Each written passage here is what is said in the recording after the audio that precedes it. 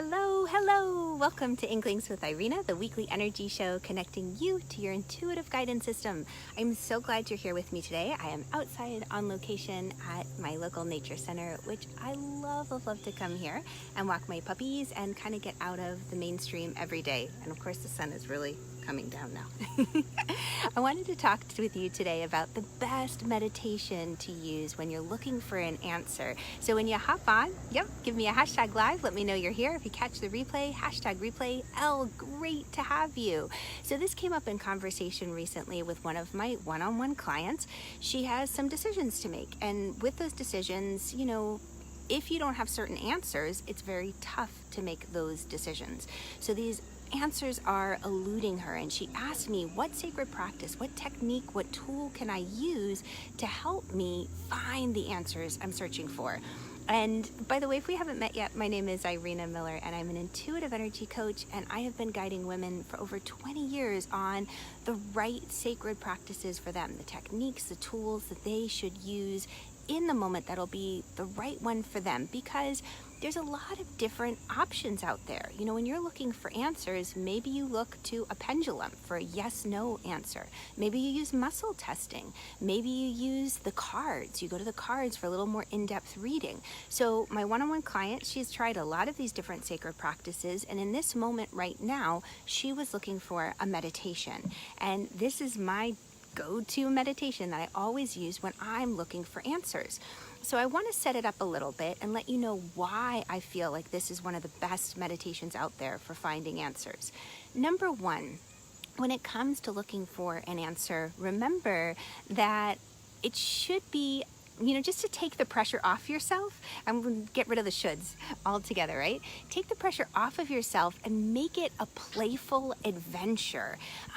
When you think of this as an adventure, all of a sudden that shifts your perspective and your focus and your intention a little bit, which makes things much easier, because if you go in looking for an answer with brute force, like I'm going to crack this nut and I'm going to get to the center of it, all right, sure, maybe you get to the center of it, but it's shattered, you're exhausted, and the information isn't always the quality that you would receive if you weave in a little bit of playfulness and imagination. Why playfulness? Well, playfulness exercises our imagination, because what we need to do for a moment when we're looking for answers we don't know, right, that are not in our conscious mind, they're somewhere deep in our subconscious, or we can open to receive them through inspiration and guidance. You want to be able to get into a space where you suspend disbelief, right? Because someone might give you an answer, but you say, oh, there's no way I could ever do that. I don't have the background, I don't have the degree, I don't have the training. Well, suspend disbelief, because what if you get into that realm of imagination, you meet someone who wants to build into you and mentor you and take you under their wing. So there are all sorts of options. So the first thing when you're looking for an answer, keeping in mind the meditation I'm going to share with you, is that make it an adventure. Bring in a little bit of the playfulness. Now, the second key aspect to this is take away the noise. Step away from the noise.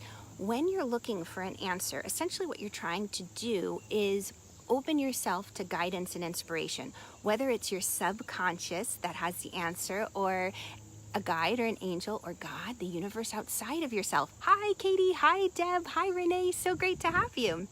So when you are stepping away from the noise, what happens is that you can actually hear intuitive guidance, because intuitive guidance, these nudgings, these prompts that we get, they all come in an indoor voice. It's not going to be loud and raucous, banging pots and pans, bolts of lightning coming from the sky, God's voice booming from the clouds. I mean, it could happen that way, right? But generally 9.9 times out of 10, it's going to be this quiet little inner nudge. So if you're surrounded by a lot of noise, you want to step away from that. And part of that is creating a space, a safe space for listening and hearing. Maybe it's coming outside into the woods with a lot of sunshine like I have, or maybe it's something as simple as just going into your bathroom or closet and closing the door. But it is necessary to practice in the quiet to hear that guidance. Get used to what it sounds like, because you are developing a relationship with your intuitive guidance system, with your angels and guides. Once you know what that voice sounds like, it'll be easier to hear it in the noise. But in the beginning, it's almost impossible. So the final thing that I want to share with you about this, hi Amanda, hi Carolyn, great to have you. I've got my notes to remember. The journey holds as much wisdom as the answer at the end. So often we're focused on what's the answer, and we don't realize that we only need enough of the path lit up for us to know what our next step is. Because think of it this way, if you had all of the whole goal answer revealed to you, and you're like, oh my God, I'm gonna end up as president of the United States.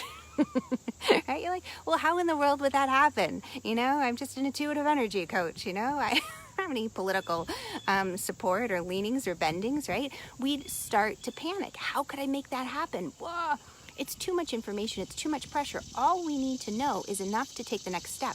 This is where faith comes in. It's so important. Faith in yourself, faith in your belief of yourself, faith in something outside of yourself.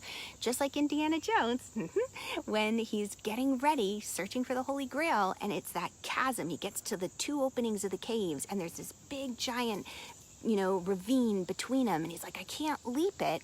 There's no way I could take a running leap and make this jump. He has to have that moment of faith where he takes a step, and as he does, it's revealed that there's an invisible pathway. He had to have that faith, to take that leap of faith, and then he can throw the sand on it, and he can see enough to take the next steps. But that faith, it's that moment that comes up. So when you're taking into account this journey, think of it more as an unraveling rather than a mass revelation, because a mass moment of revelation could be so shocking it puts you into a tailspin or paralysis analysis. How will it happen? So the three things to think about when it comes to this meditation is that it really is about an adventure, being playful. Step away from the noise. Allow yourself that time to quiet, and know that the journey itself provides as much wisdom as the answer at the end. So this leads us up to the big moment of, what is the meditation, Irena? Well, it's a labyrinth. So maybe you yourself have walked a labyrinth before. And this is the cool thing, that the reason I love the labyrinth for a meditation, because meditation isn't always about sitting in lotus position, hands in chin mudra going Om. It can definitely be a walking meditation where you put one foot in front of the other. It could be a movement meditation with your fingers or your eyes focusing. It could be listening auditorily, visualizing. So there are 3 different ways that I share labyrinth meditations with my one-on-one clients, with my group clients in the Intuitive Energy Adventure. One is through walking outside. Maybe you have a nature center that has a labyrinth you can walk. Maybe you have access to a printer, and I use a printed off copy of a labyrinth that I guide my students through. And then I also have a longer audio journey. Now, if you're interested in any of those, just drop me a little heart emoji in the comments, and I'll send you information and details on those meditations. But there's a whole process to walking the labyrinth. And if you're familiar with the wonderful myth of Ariadne and the Minotaur, and in the beginning when she's getting ready to walk into it, it's a moment of transformation and shift and change.